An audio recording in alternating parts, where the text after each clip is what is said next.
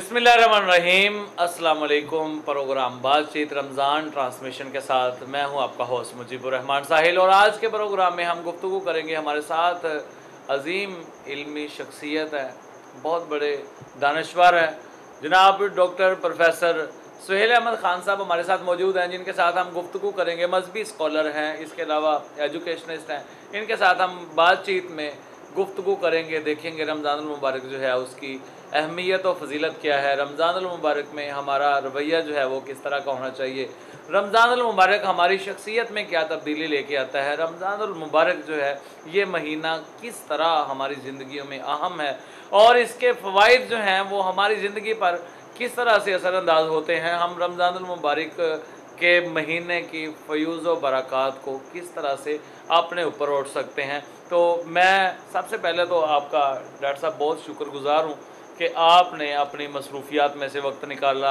और मेरी ट्रांसमिशन में तशरीफ़ लाए। सबसे पहले आपका बहुत शुक्रिया। तो बात जो है उसका आगाज़ यहाँ से करेंगे कि रमज़ानुल मुबारक जो है इसकी जो वेलकम है, रमज़ानुल मुबारक का इस्तकबाल जो है वो कैसे किया जाए। नहमदुहु व नुसल्ली अला रसूलिहिल करीम, अम्मा बाद। अऊज़ु बिल्लाहि मिनश शैतानिर रजीम, बिस्मिल्लाहिर रहमानिर रहीम। या अय्युहल्लज़ीना आमनू कुतिबा अलैकुमुस सियाम कमा कुतिबा अलल लज़ीना मिन क़ब्लिकुम लअल्लकुम तत्तक़ून। व क़ाल नबिय्यु सल्लल्लाहु अलैहि वसल्लम मन सामा रमज़ान ईमानन व इहतिसाबन गुफ़िर लहू मा तक़द्दम मिन दम, रवाहुल बुख़ारी। सबसे पहले तो मैं जनाब मुजीबुर रहमान साहिल साहब का शुक्रिया अदा करता हूँ कि जिन्होंने रमज़ानुल मुबारक के हवाले से गुफ्तगू करने के लिए मुझे हुक्म किया। रमज़ानुल मुबारक के हवाले से अहम बातें, सबसे पहली बात तो ये है कि अल्लाह रब्बुल इज़्ज़त ने जैसा कि रोज़ों की फ़र्ज़ियत के बारे में फ़रमाया कि ए ईमान वालो, हमने तुम पर रोज़े फ़र्ज़ किए हैं जैसा कि तुमसे पहले लोगों पर फ़र्ज़ किए, ताकि तुम परहेज़गार बन जाओ। ये रोज़े अल्लाह रब्बुल इज़्ज़त ने इनाम के तौर पर उम्मतों को अता किए हैं। इसकी वजह कि अल्लाह रब्बुल इज़्ज़त इन रोज़ों की वजह से बहुत ज़्यादा इनामात और नवाज़िशें करना चाहते हैं, जो मामूल की इबादत से वो अल्लाह के इनामात हासिल नहीं होते। तो अल्लाह रब्बुल इज़्ज़त लोगों पर करम करते हुए, इनाम करते हुए उनको कुछ ऐसे अय्याम अता करते हैं, कुछ ऐसी रातें अता करते हैं, कुछ ऐसी साअतें अता करते हैं, और कुछ ऐसे आमाल अता करते हैं कि जिनके आमाल के करने की वजह से जो बड़ी ज़्यादा मेहनत और वक़्त लगाने के बाद भी हासिल नहीं होते, इन सातों में, इन घड़ियों में, इन आमाल के ज़रिए वो अल्लाह के इनामात हासिल किए जा सकते हैं, अल्लाह का क़ुर्ब हासिल किया जा सकता है। उसमें से एक रोज़ा है। अल्लाह ने पहली उम्मतों पर भी ये नवाजिश की और नबी करीम सल्लल्लाहु अलैहि वसल्लम की उम्मत पर भी ये नवाजिश की, ताकि अल्लाह रब्बुल इज़्ज़त वो अजर और इनामात दे जो अल्लाह रब्बुल इज़्ज़त जो हैं वो उम्मत पर रहम की सूरत में अता करने वाले हैं। जी, आपने अभी फरमाया है जैसे अल्लाह ताला ने कुरान पाक में फरमाया कुतिबा अलैकुमुस सियाम कमा कुतिबा अलल लज़ीना मिन क़ब्लिकुम लअल्लकुम तत्तक़ून, ताकि परहेज़गार बन जाओ। यहाँ पे सवाल है, जो पहली उम्मतें हैं उनके रोज़े की कैफियत भी इसी तरह थी? जी, उनके रोज़ों की कैफियत भी इसी तरह थी, लेकिन उनकी थोड़ी सी जो है वो कंडीशन मुख्तलिफ थी। लेकिन हर उम्मत में अमल जो होता है उसकी अलग अलग कंडीशन होती है। जैसे नमाज़ें हैं, उनके औक़ात हैं, उनका तरीक़ाकार है, इसी तरह रोज़े हैं, हल्का फुल्का फ़र्क है, लेकिन मकसद लअल्लकुम तत्तक़ून ही है। यानी परहेज़गारी जो है ये रोज़े का बुनियादी मकसद है। अगर हम रोज़ा रखते हैं तो हमारे अंदर परहेज़गारी की कैफियत आती है। शेख, आप मुझे ये बताएं, परहेज़गारी की जो कैफियत है ये एक रूहानी कैफियत है जो हमारे अंदर उतरती चली जाती है, और उसके बाद हम गुनाहों से बल्कि जो मकरूहात हैं उनसे भी बचने की कोशिश करते हैं। تو پرہیزگاری کی جو کیفیت ہے وہ کون سا روزے دار جو ہے وہ اس کیفیت کو پا سکتا ہے؟ جی جناب، روزے کے دو بڑے مقصد ہیں جو میرے سوال سے تعلق رکھتا ہے۔ مقصد وہ پہلا ہے، وہ ہے لعلکم تتقون، تاکہ تم پرہیزگار بن جاؤ۔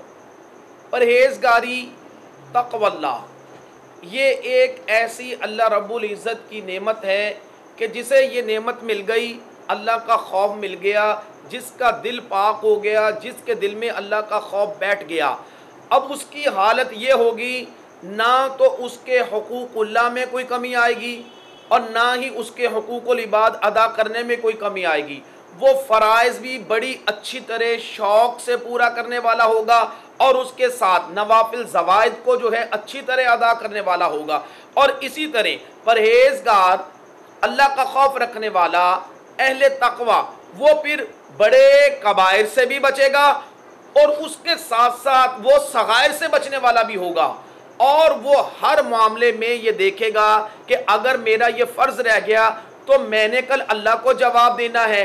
اگر میں نے یہ کام اچھا جو اللہ نے کرنے کا حکم دیا ہے، نبی کریم صلی اللہ علیہ وسلم نے کرنے کا حکم دیا ہے، میں نے نہ کیا، میں نے جواب دینا ہے، تو وہ کرے گا۔ اسی طرح وہ اسی بات کو اللہ کی محبت میں، شوق میں اور زیادہ بڑھاتا چلا جائے گا، اور اسی طرح جب اس کے دل میں کوئی وسوسہ، کوئی اس پر گناہ کا جو ہے وہ حملہ ہوگا تو وہ اس وسوسے سے اللہ کے خوف تقوی کی وجہ سے بچ جائے گا۔ جیسا کہ حضرت یوسف علیہ السلام ہیں، ہر طرف سے ان پر حملہ ہوا، دعوت گناہ دینے والی عورت، اور عورت بھی جو ہے وہ حکومت کی ایک اہم جو ہے وہ رکن تھی، پھر اس کے بعد کمرے بند ہیں، انہیں دیکھنے والا بھی اللہ کے سوا کوئی نہیں ہے، ساتھ دھمکی ہے کہ نہیں اگر میرا حکم نہ مانا تو پھر تمہیں جو ہے وہ سزا ملے گی۔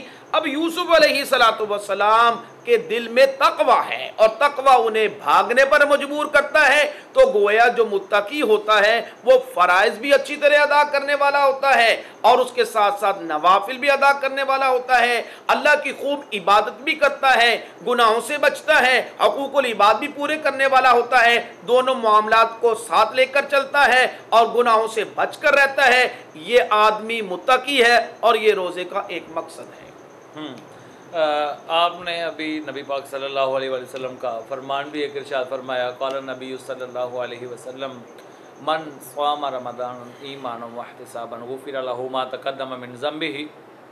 اس حدیث مبارکہ کی روح سے غفر له ما تقدم من ذنبه، یہ سارے کے سارے گناہ جو ہیں وہ معاف ہو جائیں گے، یا اس میں بھی کوئی ہے مطلب استثناء ہے کہ یہ گناہ معاف ہوں گے، یہ رہ جائیں گے، اور وہ کیسے معاف ہوں گے؟ جی، گناہوں کی جو ہے وہ دو بڑی اقسام ہیں، جی، ایک کبائر ہیں اور ایک صغائر ہیں۔ جی، پھر اگر ان کو ہم دوسری نظر میں دیکھیں، ایک کا تعلق اللہ کے ساتھ ہے، ایک کا تعلق مخلوق کے ساتھ ہے۔ جی، اب ان کی الگ الگ کنڈیشن ہے، حالت ہے۔ جو صغائر ہیں وہ وضو کرنے سے، نماز پڑھنے سے، حج کرنے سے، عمرہ کرنے سے، دیگر عبادات کرنے سے، اسی طرح روزہ رکھنے سے، جمعہ ادا کرنے سے، یہ صغائر جو ہیں وہ اللہ کی رحمت سے ان اعمال کی وجہ سے یہ مٹتے رہتے ہیں، ریز ہوتے رہتے ہیں، معاف ہوتے رہتے ہیں، یہ بخش دیے جاتے ہیں۔ اب رہے کبائر، کبائر کے لیے شرط جو ہے وہ توبہ ہے۔ توبہ، آدمی توبۃ نصوحہ، خالص توبہ کرے اور اپنے گناہ پر شرمندہ ہو، آئندہ نہ کرنے کا مصمم ارادہ کرے، تو پھر جو ہے اس کے کبائر بھی معاف ہوں گے۔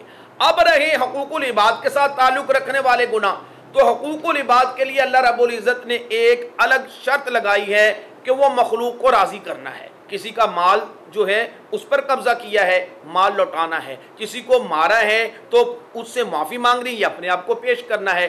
تو اس سے مراد یہ ہے کہ جو آدمی صغائر گناہ کرتا ہے اللہ اس کے معاف کر دیتا ہے۔ ہاں، اگر آدمی روزہ اس نیت سے رکھتا ہے کہ وہ تمام گناہوں سے توبہ کرتا ہے، حقوق العباد والے گناہ وہ ان کو جو ہے منا لیتا ہے اور حقوق اللہ والے گناہ وہ اس سے توبۃ نصوحہ کرتا ہے، تو یقیناً پھر اس کا یہ رمضان اور یہ روزے رکھنا سارے گناہوں کا کفارہ ہوگا۔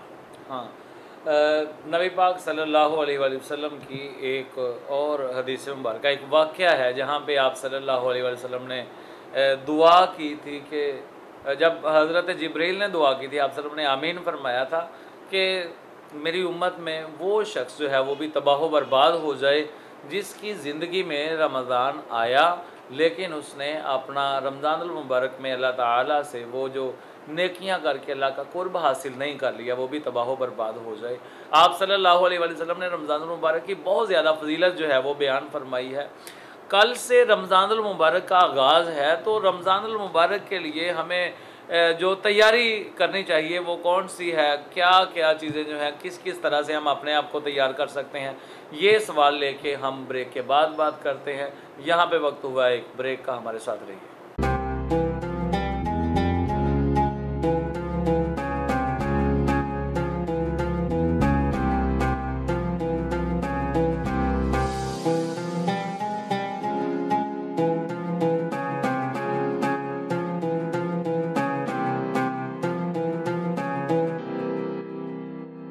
Welcome back after the break. Program بات چیت رمضان ٹرانسمیشن میں ہماری گفتگو چل رہی ہے جناب پروفیسر ڈاکٹر سہیل احمد خان صاحب سے، جو کہ مذہبی اسکالر بھی ہیں، اور ہمارا سوال جو ہے وہ یہ چل رہا ہے کہ رمضان المبارک کا آغاز کل سے ہوا چاہتا ہے، تو ہمیں رمضان المبارک کے بارے میں کون سی تیاریاں جو ہیں وہ کر لینی چاہیے؟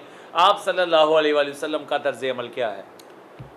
جی، نبی کریم صلی اللہ علیہ وسلم جیسے ہی رمضان المبارک کی آمد شروع ہوا چاہتی، آقا علیہ السلام ایک دن پہلے اپنے اصحاب کو نصیحتیں فرماتے، واعظ فرماتے کہ کل تم پر ایسا مہینہ جو ہے وہ سایہ فغن ہے کہ جس میں اللہ کی رحمت برکت نوازشیں جو ہیں وہ بارش سے بھی زیادہ جو ہے تیز برسنے والی ہیں، تو لہٰذا تم اپنے دامن کو پھیلا لو اور اس کے لیے جو ہے وہ ہوشیار ہو جاؤ۔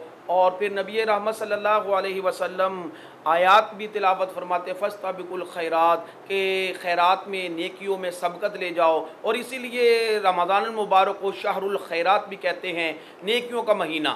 تو اس میں جو ہے وہ کرنے کے کام کیا ہے؟ سب سے پہلے یہ ہے کہ منصوبہ بندی، ہمیں پلاننگ کرنی چاہیے، اپنے اوقات کو ہمیں جو ہے وہ اس طرح جو ہے وہ ٹیبل پر رکھ کر جو ہے اس کی منصوبہ بندی کرنی چاہیے کہ جس میں ہماری نماز کا وقت ہو، تلاوت قرآن مجید کا وقت ہو، اور اسی طرح جو ہے ہم نماز تراویح کا اہتمام کریں، اور ہم جو ہے زیادہ سے زیادہ جو ہے عبادت کریں، جو ہماری دنیاوی مصروفیات ہے ہم اسے ذرا کم کریں، اور زیادہ سے زیادہ جو ہے ہم اللہ کے اس مہمان کا حق ادا کریں، جیسا کہ نبی کریم صلی اللہ علیہ وسلم نے فرمایا کہ جس کی زندگی میں رمضان المبارک آیا اور اس نے اس کا حق ادا کر کے اللہ کی بخشش حاصل نہ کی، وہ آدمی ناکام ہو گیا، نامراد ہو گیا، اور وہ تباہ و برباد ہو گیا۔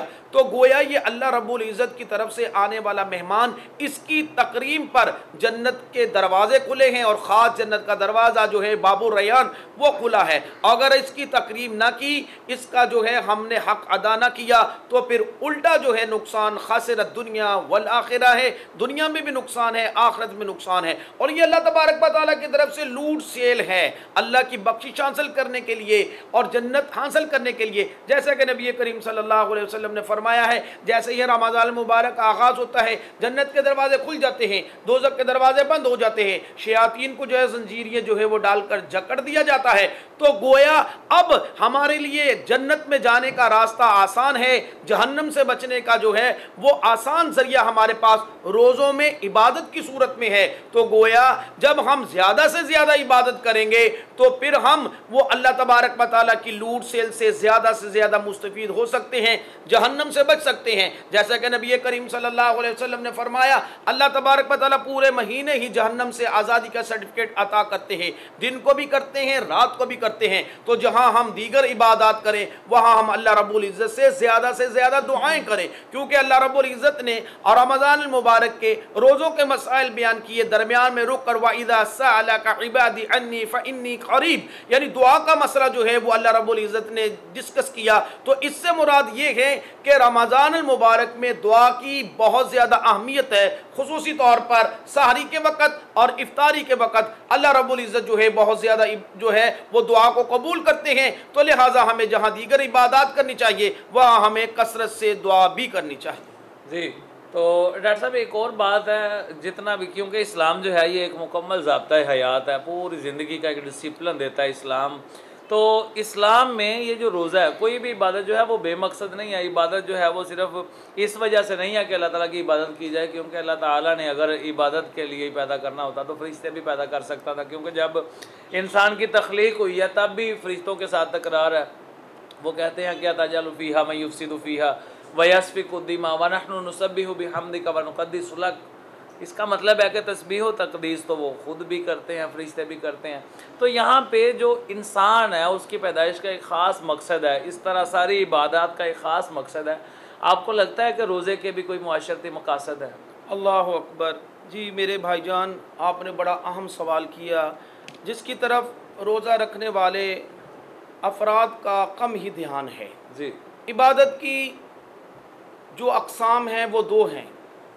ایک قسم ہے اللہ رب العزت کی عبادت کرنا اس طریقے سے جسے ہم نماز، تلاوت قرآن، جی ذکر و اذکار اور دیگر جو ہے وہ ہم مشاغل ادا کرتے ہیں، یہ ایک عبادت کی قسم ہے. جی. اور ایک عبادت کی قسم ہے کہ مخلوق کی خدمت کرنا، لوگوں کا خیال کرنا، بھوکوں کو کھانا کھلانا، پیاسوں کو پانی ان کو جو ہے پہنچانا، جی. غریبوں کی مدد کرنا اور ان کے جو ہے ہر لحاظ سے ساتھ کھڑے ہونا، یہ عبادت کی دوسری قسم ہے. جب آتے ہیں ہم روزوں کے مقصد کی طرف تو لعلکم تتقون ایک مقصد ہے، اور ایک مقصد اس کا یہ ہے کہ اللہ رب العزت الغنی ہیں، الصمد ہیں، انہیں عبادت کی کوئی پرواہ نہیں. نبی کریم صلی اللہ علیہ وسلم نے فرمایا کہ ساری کائنات جو ہے وہ اللہ رب العزت کی عبادت کرنے لگے، ذرہ برابر بھی کمی نہ کرے تو اللہ کی ملکیت میں ذرہ برابر بھی اضافہ نہیں ہو سکتا.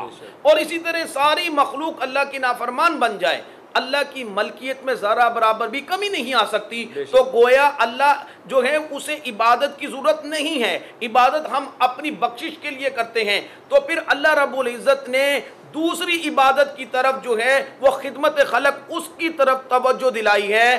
روزے کی صورت میں کیسے؟ جب ایک امیر آدمی ہے، اس نے کبھی بھوک دیکھی نہیں ہے، اسے معلوم ہی نہیں ہے کہ بھوک کی تکلیف کیا ہے، اس نے کبھی پیاس کی تکلیف دیکھی نہیں ہے، اسے کیا معلوم کہ جب بھوک لگتی ہے تو پیٹ میں کتنی درد ہوتی ہے، اور اسے کیا معلوم کہ جب ایک آدمی، اس کے چھوٹے چھوٹے بچے اس کے پاس بیٹھے ہیں، انہیں بھوک لگی ہے، وہ اپنے بابا کو، اپنی ماما کو کہتے ہیں ماما دودھ، بابا کھانا.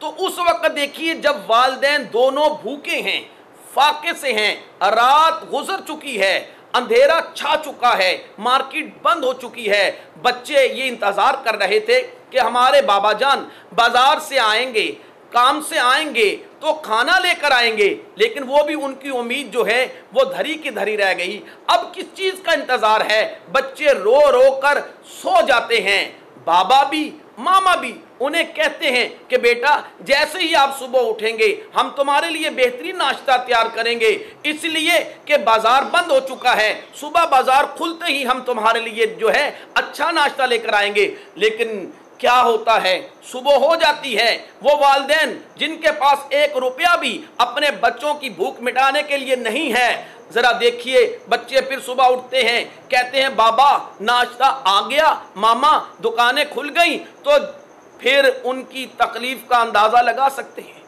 جو بچے رات کو بھی بھوکے سوتے ہیں، صبح بھی بھوکے، اور پھر وہ والدین، وہ لوگ جو خود بھی بھوکے ہیں، ان کی بھوک کا احساس کسے ہے؟